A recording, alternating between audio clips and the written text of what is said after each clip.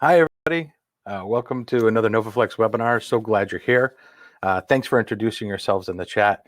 Um, this is going to be a new-ish kind of venture. If you've been along the webinar adventure with us, this is based on feedback from you guys. We got a lot of feedback from a lot of people saying, "But show us what it's like to do extreme macro with the Bellows extension."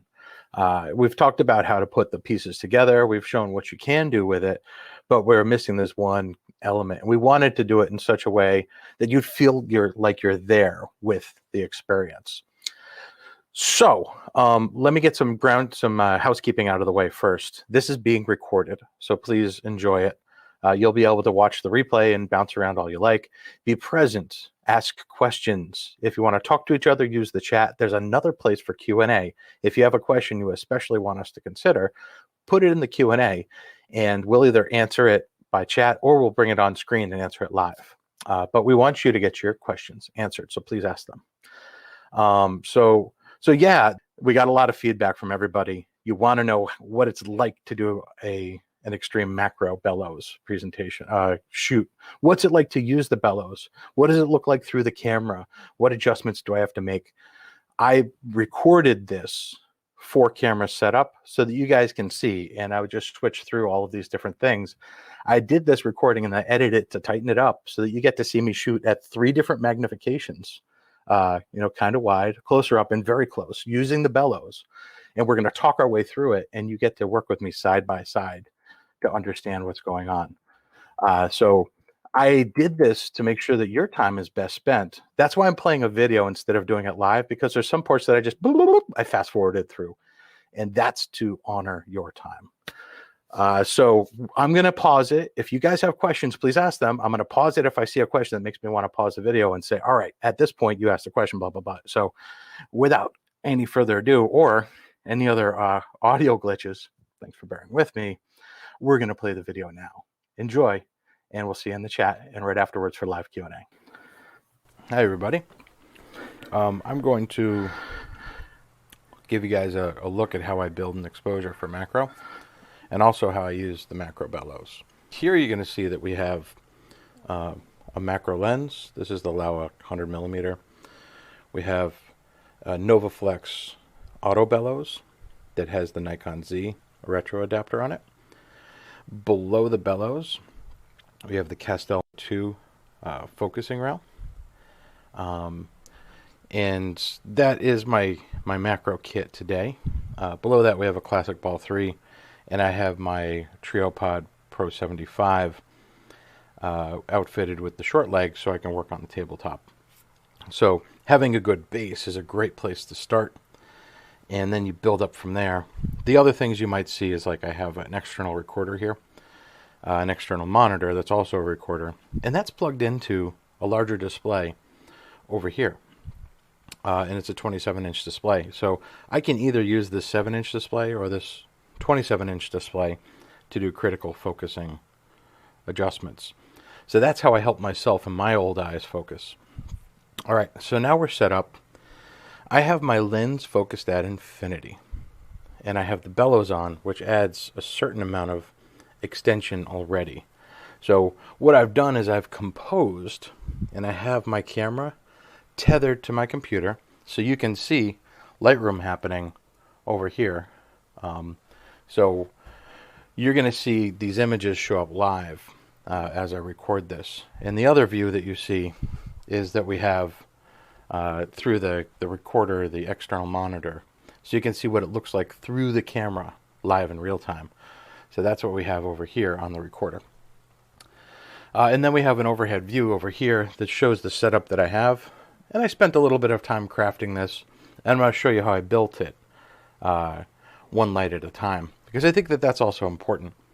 But we're also definitely going to talk about what it takes to set this up.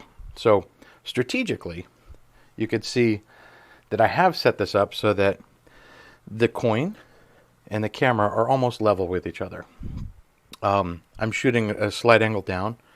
I wanted to have that cast shadow forward. I have a spotlight over there, and it is casting that shadow forward. And that was, to me, a stylistic choice from the start.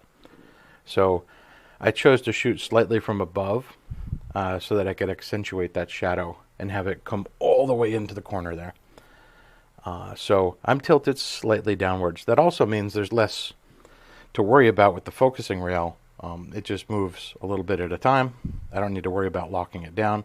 If I were at a more aggressive angle, I would have to lock it down between shots just to make sure that I nail my focus. So what I did was I adjusted the focus on the lens first and the bellows draw, and then moved the camera back and forth until I saw that I had a composition roughly that matched what I wanted. And I made sure that from closest focus to furthest away focus, it didn't breathe too much, meaning that the coin collided with the edge, because I don't want that to get cut off during the stack.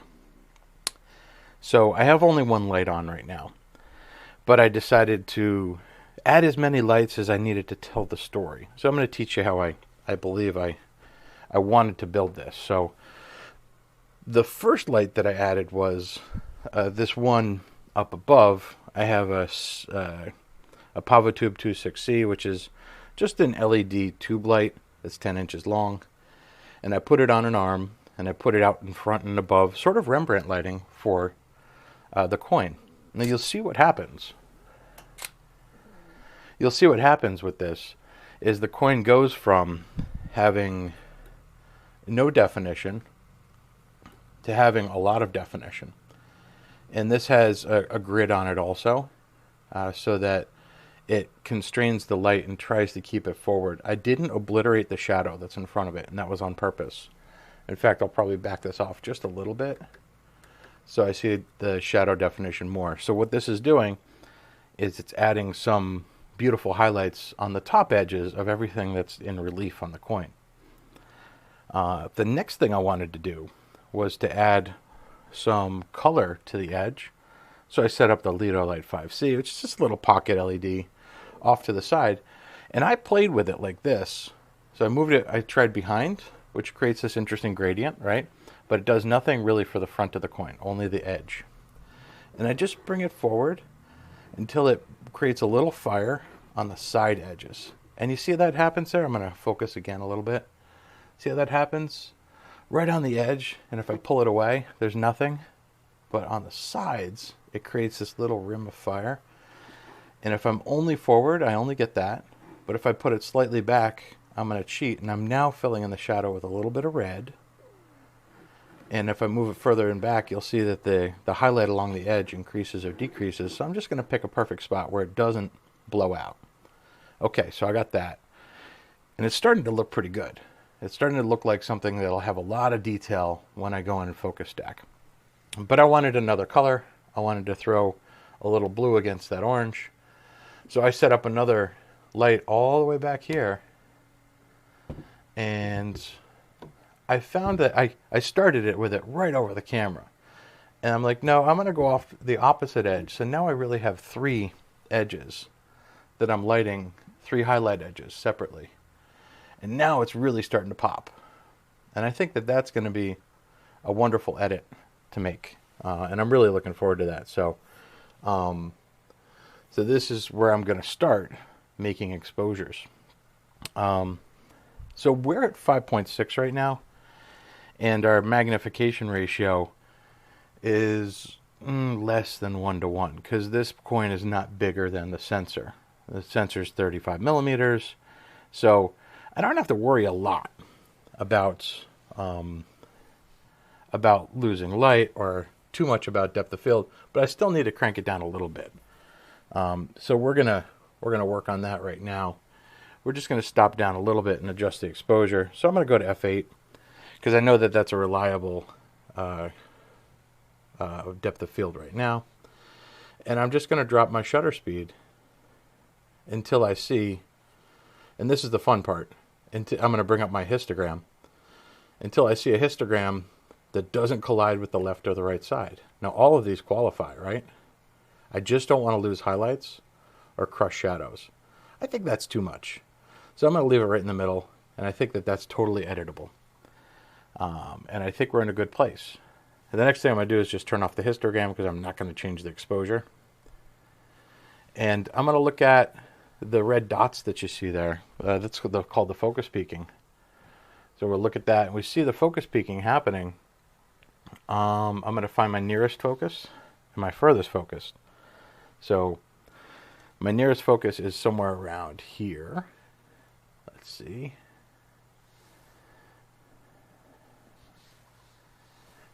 My nearest focus is somewhere around here. And my furthest focus is somewhere around here. I don't want to get everything behind it in focus, just a little bit beyond. So now I know to start here, and I can look on the scale, and then go over here, and also look on the scale, and know that I need to start somewhere around here. And I'm going to make very small increments on this one, so I'm going to lock that down while I get ready. And now we're basically ready to take these pictures, and I'm going to fast forward through this. So I'm going to get, because it's important, I'm going to get the one thing you don't see in the scene yet, which is my intervalometer. Which in this case, I don't need the intervalometer part of the intervalometer.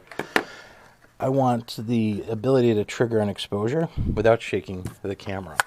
So I'm just going to put this on, mount it, turn on both parts of the unit.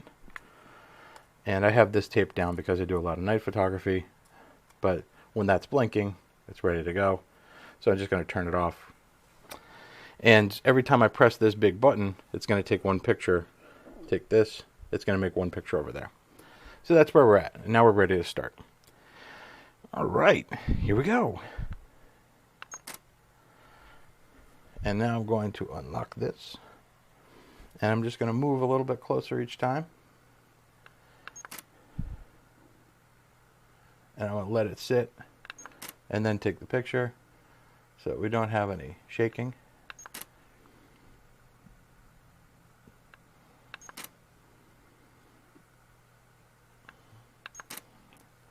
I'm going to take as many pictures as it takes to see what's happening. And I will occasionally zoom in on Photoshop, I'm in Lightroom over here, and see what's happening. So let me go over into Lightroom, and we can zoom in, and we can see when we finally get down to where we're supposed to be in focus. But right now, our focus is still critical and up here. Right? So you don't want to go over 100. So let's change that to 100. There we go. So we know that we're nowhere near where we need to be yet. So we're just going to keep monitoring the other one. There we go. And I'm using my external focus to make sure, but you can see the red dots, which is the focus peaking here, and that can help you find your way through this. And you see my plane of focus is definitely not flat.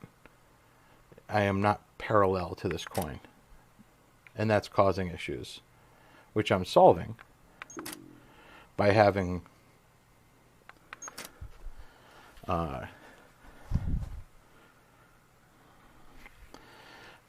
this focus stack as we go through. So you really want to aim for about 20% focus overlap. There's easy ways to do math on this, and there's a scale on the focusing rail that can help you. Be very critical about this. And then there's an attachment to the focusing rail that also allows you to move at a slower pace with even more granularity. And you can tell we're getting down towards the bottom in the focus area now. And you always want to shoot more than you think you need so that you don't miss a critical area of focus. So I'm going to overshoot this on purpose. And I'm just going to keep going.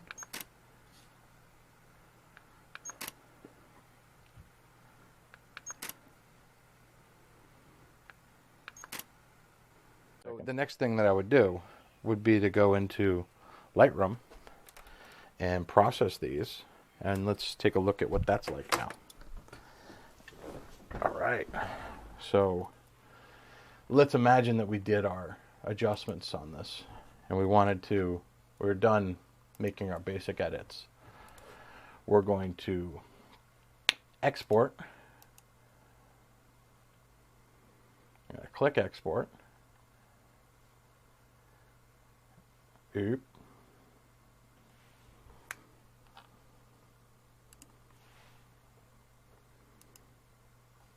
And we're going to choose Helicon Focus. And once you do that, you don't need to change anything else. And you click export. And then you wait for Helicon Focus to do its thing. So there's 43 pictures in this. We're going to fast forward through this. Now I should play some music or something right now, but I'm not going to. This is the part where you export from Lightroom to Helicon Focus. And here we go. Focus over here. Now you see that there's all of these layers in here. So we're going to pick the first rendering method, right? And we're going to reset. Now reset this so it's always the same. And hit render.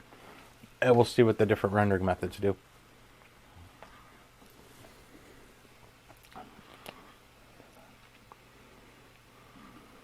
Now this is fast forwarding. If your computer does it this fast, you have a very good camera. Pretty amazing. And this is straight out of camera. No edits. Gorgeous, right? And we look through it and we see that we nailed it all the way. Oh, might have missed a little bit right there. But it's looking pretty great. Wow. On fire. So I always try all three methods just to see which one will work better. And I'm going to do that for you guys and fast forward through this again. And now we can flip between those and see if there's a substantive difference that we do or do not like. So some of them might have different experiences with high contrast edges. And that's usually what I see the difference between these. Is how they handle highlights. And we'll see how this goes. And since I like them all, I'm going to save them all off. And we're going to just put it right back where they came from. And it's going to prompt us to close Helicon when we're done. And I'm just going to save the other two that I did.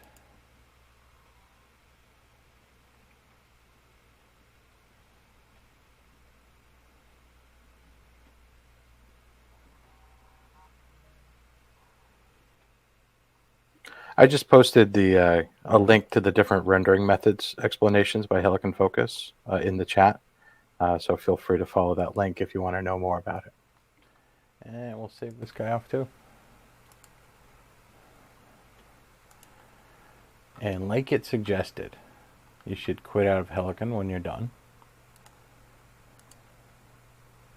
And then you go back in here and you're going to find that there should be some new 1, 2, 3. There's 3 TIFFs there. So let's take a look at these and see if there's any adjustments we want to make.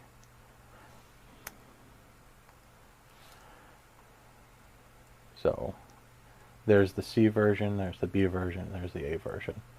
With really not much substantive difference between them, right? You can see in the highlights a little bit there. Yeah, I think I like all of them. And, you know, I might do a little bit of tweaking here, you know, to just make things look a little more sparkly. So we'll bring our highlights down, bring our whites up, bring our shadows up, and bring our blacks down a little bit. And then we have a little micro obviously going on, and look at that. Look at that. You're going to cook to taste. Yeah.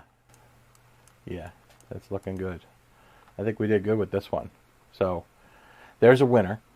And now we're going to get even closer. So let's go back to the camera. So we're going to get even closer this time. What are we going to do with closer? Well, I tried something on a different coin that was really successful, which is I wanted to get more of a profile. So let's see what we can do with more of a profile here.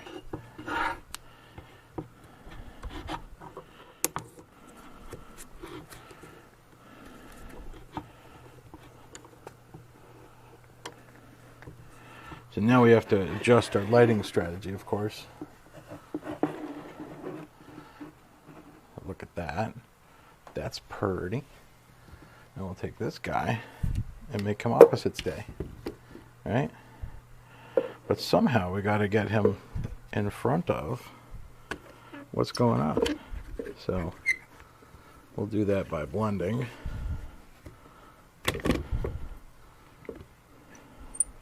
Oh, you might have to come over here.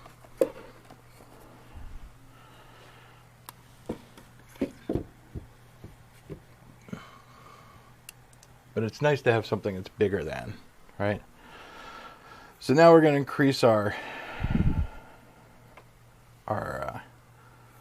magnification by going to 1:1 on this lens, and then we're going to move the whole thing forward until we achieve some sort of focus. All right. Now I've got my focus track backed up halfway just in case. We may have to move that light, and that's okay. And notice that our exposure is changing. All right. So let's see what we got here. Gonna rotate. Cool. Set her down. Let's see what we can do. You got a really crazy beautiful focus stack here. I really want the sun. I'd like to get that sun in there.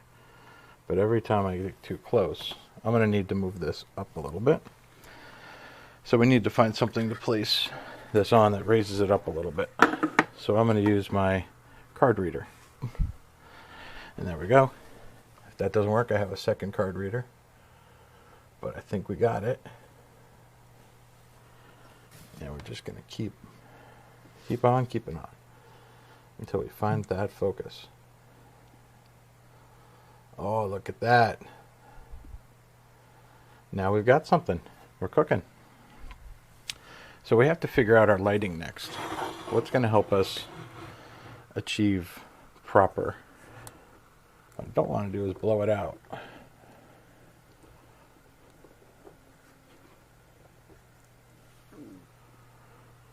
So let's test that. Oh, that's nice.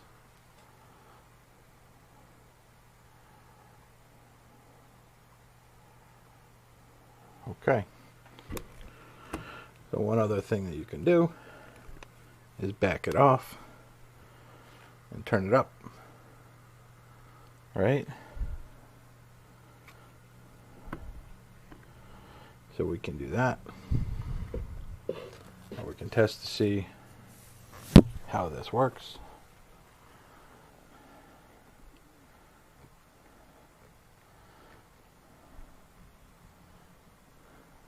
And keep that nice blue. Increase it. It's more of a teal now.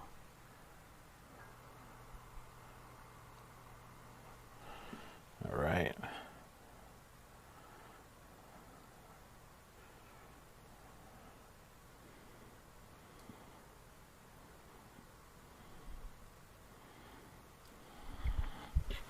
I'm going to come around a little bit.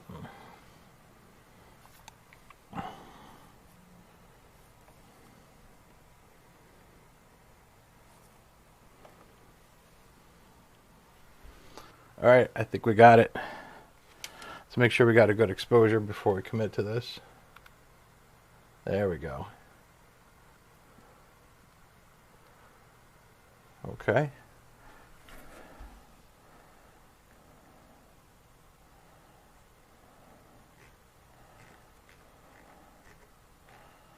Let's build it one light at a time, kids. All right, let's make sure we understand what all of our lights are doing. So this one is a good highlight. Let's make sure that it's not too high of a highlight. All right.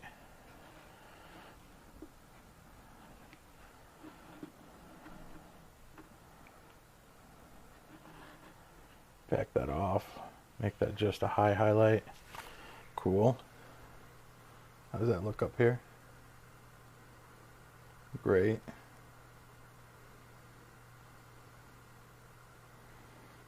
Great.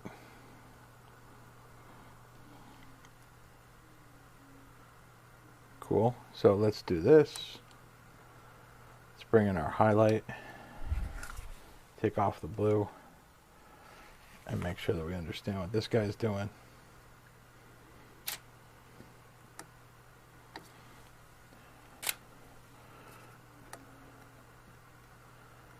And I'm just going to back it off until it's like nothing, so that I understand what it's doing.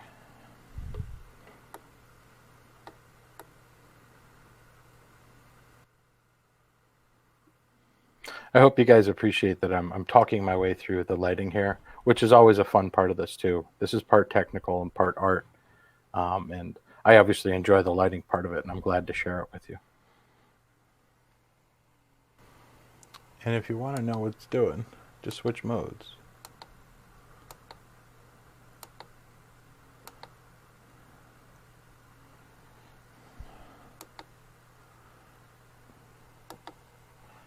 So I think that this needs to be out a little bit to help with that.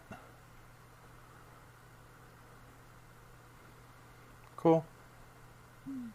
What's causing this? So now I need to cut this down. I just want it to kiss. Yeah, there we go. That's it. All right. I think that once we get the blue in here, we're ready to rock. Oh, that is it. That's the coup de grace. The bleu de grace. Yeah, I did say that. All right, starting the sequence. And now we're going to watch it go into... So this one we're at higher magnification, so we're going to be even more careful to make sure that we wait between adjustments. Because you see everything I do is magnified. So it's the wobbly coin. So we take a picture, move it in a little, wait for the jiggles to stop. And this is going to take about 100 pictures.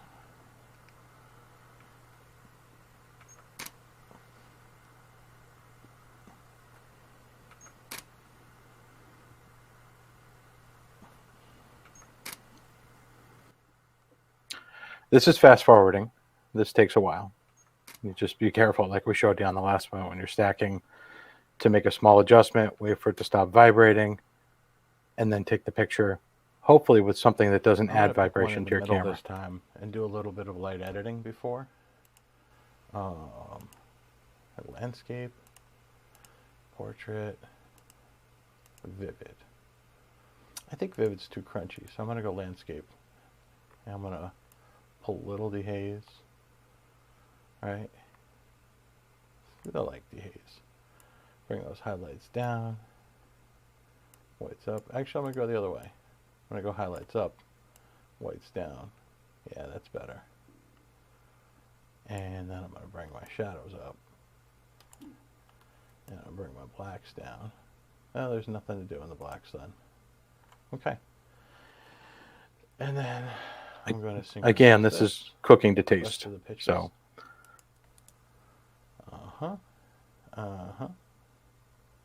Sync settings. Choose all.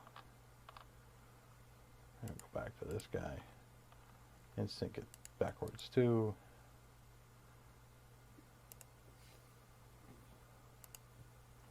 Great. So now we have all these guys. And we need to click export. And we go Helicon. And then we go export. And now it's going to take a long time to export these 75 photos. So I said it was going to be about 90. But it ended up being 75. And we'll wait for this to finish. So this is using the TIFF method. You can also use the DNG method, which takes even longer. However, you keep a raw image at the end of it, which is something I experimented with after that. We've already done this. We're going to render all this.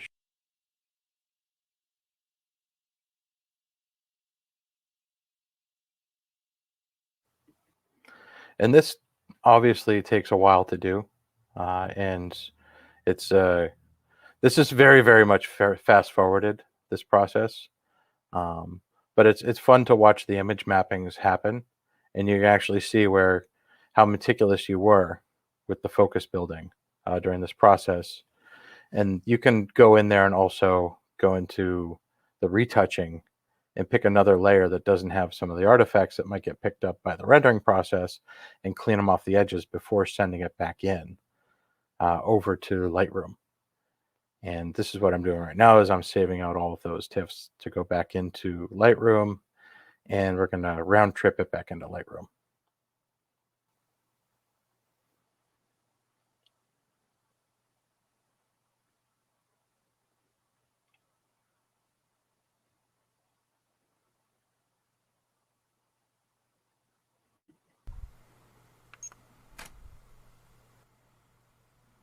All right, let's just see what we've got here. Cool. So let's see. All right. This last setup, I extended the bellows a lot. I don't know why the video jumped around. Let's find out what happened here. Bear with me for a second while we find the right time code to get you in there. We went to extreme magnification on this last one. And this one, I wanted to get, I extended the bellows a lot. And the goal for this last shot was to get the 2 pesos in the center.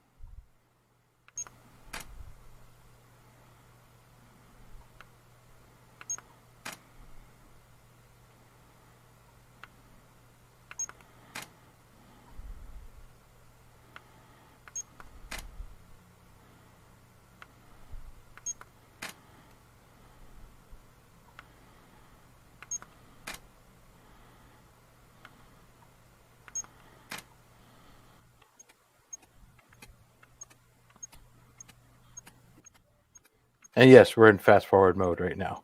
I did not work this fast. So everything had a moment to still out. And you'll notice that I had a very, very stable platform. I have these guys, and we're going to hit export. And we're going to say Helicon Focus. And export.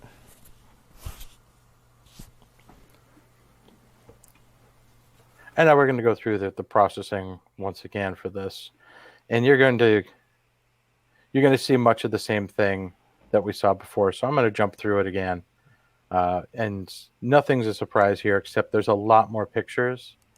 And once you have increased your magnification, you have to take into account your aperture and making sure that you have enough fine steps when you shoot each photograph to get that thin slice of focus every time. If you miss one, you're going to have a stripe of softness. So that was my goal doing that. And I think it was a real blast doing this process and working through this for you guys. So, I mean, this is really the end of this process. The end of the part. I'm sorry, the end of the part that I recorded for you guys. And I hope that you enjoyed watching this part. So I'm back. I hope that helped you guys. I saw that there was a pretty active Q&A going on. And the first one that we have is from Roberto. How is the focus breading interact with the final image? Roberto, I would, can you help me understand a little bit more? The word breading is confusing me a little bit. Do you mean breathing? I'd like to know, and I'd like to help you out with that. So that's that one. So all right. Let's hear your questions, and while we're doing that, I'm going to just let you guys know that if you have specific gear questions, you're definitely welcome to ask them now. This is kind of more about technique, but we can answer gear questions. But we're going to have another webinar coming up on Thursday, April 15th with Martin, focusing on building your ideal macro bellows configuration. So if you have an interest in bellows, if you want to know what accessories you might need to build out a good bellows, whether it's the auto bellows or one of the other bellows systems, this is the right one to sign up for. And the link is down there at the top of the chat. And it just popped out from the side there. Please click that link and sign up for it if you'd like to know more about building your ideal macro bellows configuration. It's going to be fun. Martin's explanations and showing all of the different tools in the system that you can put together are always amazing and thorough. So here we go. So let's see. Roberto says, okay, so let me see if I can answer Roberto's question about the focus breathing. So I have when you change the focus with the helicoid, there is a process called breathing, and that term pretty much comes from when you're doing filmmaking, and you have a cine lens, sort of like this that I have on here. I have this this IRIX 11 millimeter cine lens. When you have that, you'll notice when you focus it, it breathes in and out a little bit like that. That's the breathing. It just expands and contracts. And you can see that in macro too. It's depending on how your lens is built. The optics may move in relation to the focus, to the image sensor. And if you're moving the optics, then generally it's going to change the magnification. There are some lenses in particular that maintain a magnification when you focus them. But what we typically do in macro is we focus the lens and leave the lens where it is. There are techniques, at least with the tools that we're using, which is manual macro focusing, the tools that we have here today. There are electronic repeatable ones that we have, like the Castell Micro. But this, I choose a magnification on my lens because it might be optimal for that lens. I know that the 1:1 on my Laowa 100 millimeter is just fantastic at f8. I've done a lot of testing. I love it there. So I set it there. And then I use the bellows to increase the magnification up or down from there. If it's not enough, I'll go to the 2:1 or 1.5:1 on my lens and then change the magnification on the bellows. Those relationships happen. And some of these you just need to work out with the gear that you have. So the breathing is a reason that you wouldn't want to use helicoid focusing, turning the lens barrel, because it might change your magnification while you're doing it. So if you see that breathing, it may affect the quality of your focus stacking in Helicon Focus. My suggestion is, if that's the only option you have right now, try it and stack it and see if it comes out adversely. But we know from experience that the most reliable way to focus stack is to use a focusing rail, and that's what I've been doing. In fact, I have my focus rail on right now, and I could show you guys that. That's I'll just unplug the HDMI from here. I have my Castell Q on here. Castell Q. Oh, you guys can barely see that. There we go. So I have the Castell Q, and I put the Castell Fine on it so that I can very, very finely adjust that. So that's what I'm saying is it's best for you as a macro shooter to, I'm going to say in air quotes, to focus stack by moving your camera and not changing the focus on your lens and not changing the bellows. You establish the magnification and the focus like that ahead of time, and I'm saying focus on the lens barrel, and then you change the relationship of your camera to that object that you're shooting by moving this lens barrel back and forth like that. So this is what we do in macro. All right, going back and looking at the chat and stuff. Let's see what we have. Matt Bourgeois, good to see you, buddy. Okay, Dennis asked me what the fiber optic light setup that you saw. It's something I've been playing with. It's not necessarily my favorite thing. As personally, it's called Adapt Deluxe. Um, they're a small company out of Britain, and they just have arms that you can put in. Um, and for certain situations, I'm experimenting with it, and I'm trying to see if it's something that I'd like to use long term. So it always gets the questions because it doesn't look like anything else out there. All right, let's check in on the Q&A here. New. We've got a lot of yeses. Martin, thank you so much for answering questions in the chat. We really appreciate that. Your knowledge is deep and wide. So let's see if there's anything else. I think I want to read through a couple of these. Do you provide a bellows for the Sony a7R4 and the Sony 90mm macro lens? Martin's reply said, yes, we do. It's called the BAL-NEX, and there's a link there in the chat. So that was a good one. Let's see, what else do we have here? So Ruben followed up and said, how much advantage does the BAL-NEX for Sony provide? And Martin replied, it'll let you increase the maximum magnification beyond 1:1, except 2 to 2.5 to 1 with the bellows in your 90mm lens. There were some questions about Helicon remote out there. It only works with lenses the camera manufacturer provides. So if you use a third-party lens, like I'm using a Laowa, which is a completely manual lens, that won't work. But I guess Helicon remote could work with my Nikon 24-70 f2.8s lens, because this is a completely electronic lens. So Helicon remote could work with that. But that's something that I personally haven't worked with yet. I guess Martin has. So here we go. All right, so that covers all of the Q&A that I saw. And I'd like to see what else we have here. So what else do we have to tell you guys about? I really want to reiterate that we'd love for you guys to take a picture. We want to give $500 in NovaFlex gear to somebody. Please enter our photo contest. The link is down there.